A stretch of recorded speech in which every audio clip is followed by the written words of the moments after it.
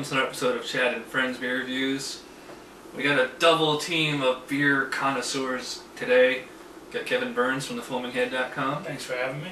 And Henry, who's a frequent guest on my show. Glad to be back. And a regular down at Mosher's if you're ever down there. We're going to be doing a comparing and contrasting kind of thing today. I reviewed this beer before, Young's Double Chocolate Stout, which in the canned version is nitro charged like Guinness, Boddington's, I think Old Speckled Hen is nitro charged in the can. Got one. And then there's the carbonated bottle version, which is, actually this is brand new in a 12-ounce bottle, because they also have like, I think it's a 500 milliliter regular bottle. So we're just going to kind of compare and contrast to see what taste differences, drinkability, and all that stuff. I don't think there's any description on the bottle. The bottle says 5.2% ABV. I believe the can is the same. Yep, 5.2%. So, I guess everybody just grab a beer and have at it. Yep. So same beer, different carbonation. Here's a real widget, and you can see that wonderful black chocolate rolling down inside the beginnings of the head there. This is beautiful. I don't know how well you can see that on the camera, but we're shooting in HD. We're shooting in HD. Well, then you can probably see every imperfection in the glass. I've never had the bottle version before, so this is a first time for me.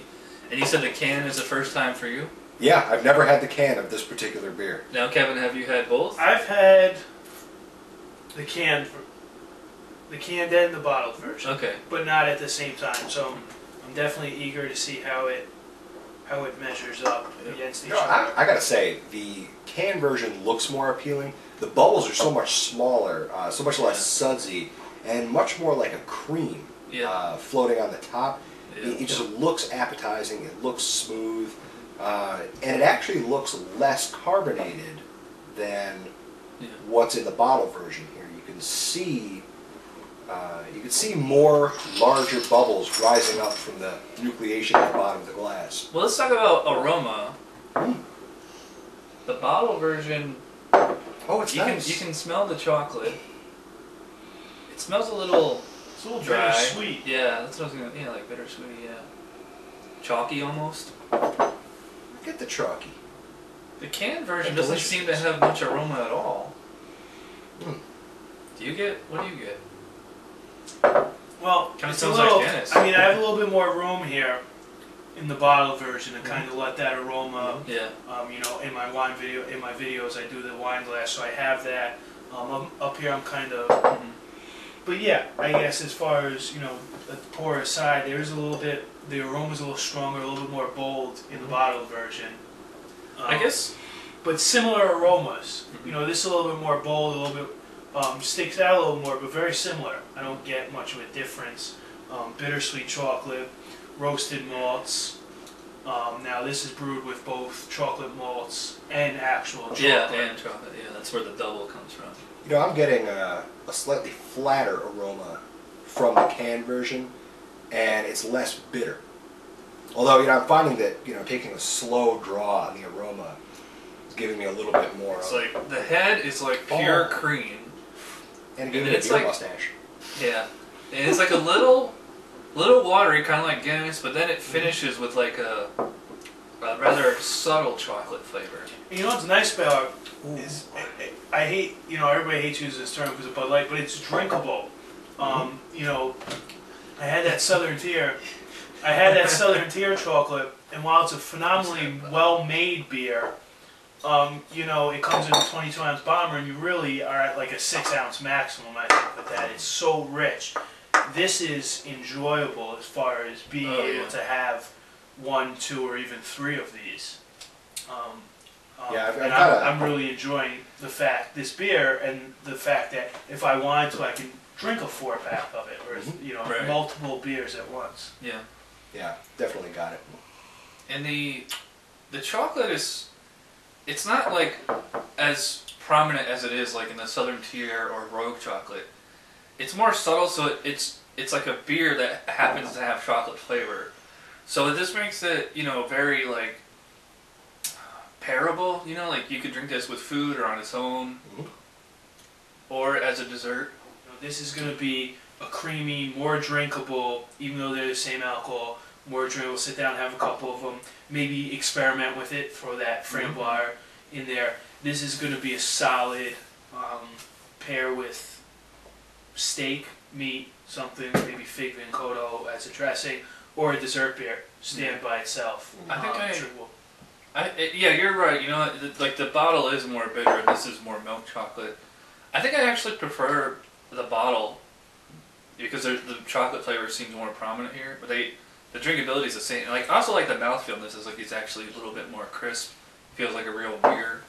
Nitro charged beer is always kind of freak me out a little. No, that's a pretty it's solid like a beer point. shake, you know. Chad, I can seriously relate to that in that while the canned version is certainly smoother, goes down easy, and you can drink it fast. I get the idea that, much as in the canned Guinness or some of the other beers, that if you drink a lot of it, it starts to get a little bit sickening because it's so. I mean, it's so fluid. Yeah, it's like if you something like really sugary. Is that what you mean? Yeah, it's sugary. It's smooth. It's watery. It's definitely watery. And it's not. I mean, a lot of cask beers have lower carbonation and go down smooth, but don't have the almost negative quality that I'm trying to attribute to this kind of canned beer. I don't know if you guys can elaborate more on that because English is failing me at this time. and I think that's what the Nitro is built for, is to be a session. Easy drinking, go down quick, watch football, have multiple, if you're going to be sitting down watching football on Sunday for 6 hours. Football, as they would call it. You're going to drink a lot of them. You know, and I think that's what Nitro is designed for. You know, and obviously other people have adapted it to a car bomb and all those things. Yeah, drop a little Irish cream in there. I think that's what it's built for, to sit down for multiple hours if you're drinking from a long time, craft a low to medium ABV, and make it easy drinking. So, and this, you know, kind of accentuates more of a sipping, enjoying the flavors. Have two over a shorter period of time and really enjoy it. Like both, but like you said, even though they're the same brew, they're completely different experiences. I mean, I wouldn't say they're completely different. I say they're similar. I think out of the two, I prefer the bottle version. This like seems to have more flavor to me. The drinkability seems to be about the same. Maybe the can would get an edge as drinkability. But as much as to kind of sum up here, because we're kind of going on for a while now, just to kind of close out my final thoughts, I'd probably say that the canned version is about a 7. It's a good beer. It's, you know, obviously, like, I think it's pedestrian on purpose. The bottle seems to be a little bit more robust to me. The chocolate's more prominent, and it's more satisfying.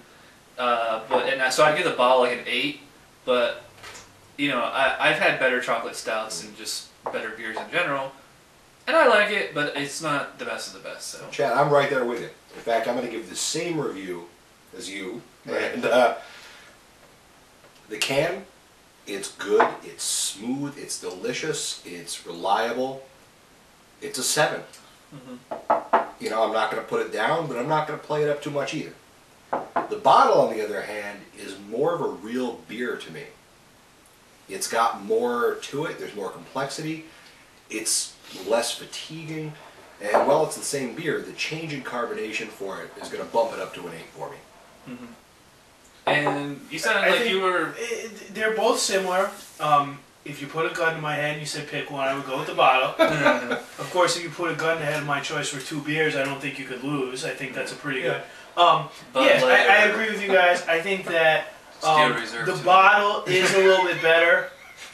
I appreciate what they're both trying to do, you know, and as that bartender background, I guess I'm not looking at it as just a beer. I'm looking at it as this could lend itself in other avenues, going back to adding the framboise, doing something cool with it. So yeah, as far as the beer goes, what's the better beer? The bottle. Again, like you guys, I'm not as partial to the Nitro. Yeah. You saw that in my Guinness video. I prefer the extra stout. Yeah, me too. You know, same beer.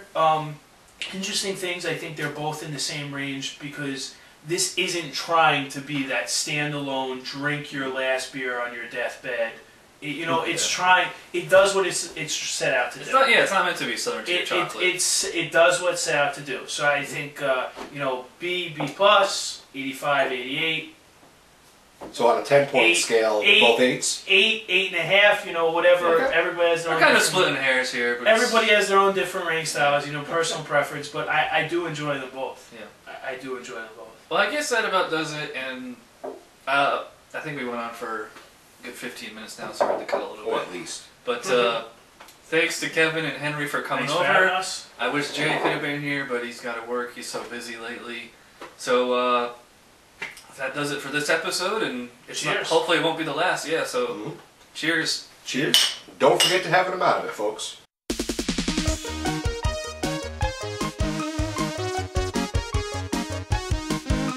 Somebody brewed it. Chad just reviewed it. Thanks for watching Chad's beer review. Trust me, the next episode will be a lot better.